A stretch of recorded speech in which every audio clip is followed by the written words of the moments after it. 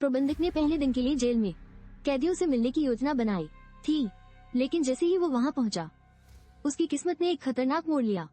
Jail के दरवाजे के पार कदम रखते ही वो खुद कैदी बन जाता है। वो सिर्फ एक मूक दर्शक नहीं रह गया, बल्कि कैदियों के बीच एक नेता बनकर उभरता है, जो बगावत की ज्वाला भड़काता है। आग बढ़ते हुए कैदियों के जीवन और उनकी खतरनाक व्यवहार पर गहरी चर्चा होती है। प्रबंधक को ये सलाह दी जाती है कि वो किसी पर भी भरोसा न करे, क्योंकि इसी विश्वासघात ने कई लोगों का जीवन बर्बाद कर दिया है। यह सलाह उसके लिए एक सतर्कता की घंटी बन जाती है। जेल के भीतर अचानक हिंसा उत्पन्न होती है, जो प्रबंधक की स्थिति को और भी जटिल बना देती है। अब उसे अपनी असली पहचान को छुपाने के लिए मजबूर होना पड़ता है। यह एक ऐसा मोड़ है जब उसकी स्थिति की अहमियत और भी बढ़ जाती है। जेल के अंदर की अव्यवस्था और मारपीट का माहौल कैदियों के बीच तनाव को बढ़ाता है। इसके बावजूद मुख्य पात्र अपनी चतुराई का उपयोग करते हुए न केवल अपनी जान बचाने का प्रयास करता है, बल्कि इस भयावह स्थिति में कुछ सकारात्मक भी ढूंढने की कोशिश करता है। एक कैदी अपनी स्थिति को साबित करने के लिए अपने कपड़े उतारता है, जिससे उसकी चालाकी का सच खुलता है। यह इतना दर्शाती है कि वो कैसे परिस्थितियों का फायदा उठाने की कोशिश कर रहा है।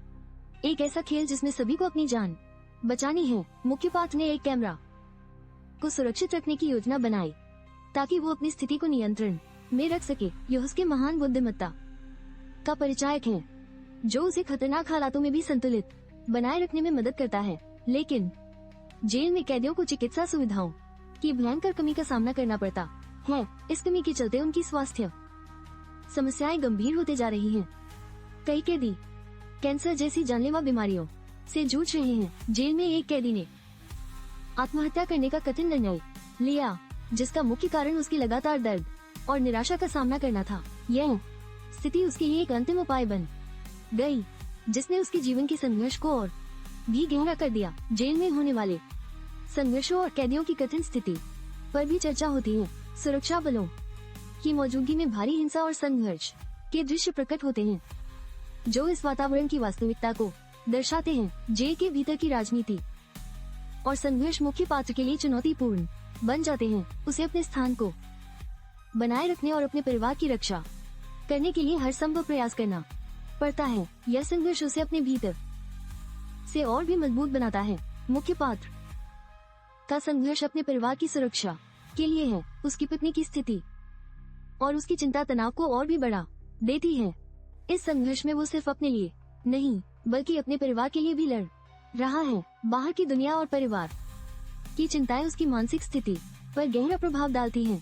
ये चिंताएं जैसे कैसे भी अंतिम अंजाम तक पहुंचने के तनाव को बढ़ाती हैं। डोआंग के सामने एक दुविधा है, जहां उसे एक कैदी को नुकसान पहुंचाने का आदेश दिया जाता है। यह कठिन निर्णय न केवल उसकी नैतिकता को चुनौती देता है, बल्कि उसकी मानसिक स्थिति को भी और जटिल बना देता है। जब ओआन को अपनी पत्नी के साथ हो रही हिंसा की जानकारी मिलती है, तब उसकी प्रतिक्रिया बेहद संवेदनशील और तीव्र होती है। यह उसके अंदर प्रतिशोध की आग को और भी भड़काने का काम करती है। जब ओआन अपनी असली पहचान उजागर करता है, तो यह उसके और अन्य कैदियों के बीच के रिश्ते को पूरी तरह से बदल देता है। यह स्थिति न केवल उसे और अधिक क्रोधित कर देती है, बल्कि उसके लिए अपनी पहचान को फिर से खोजने की यात्रा शुरू करती है।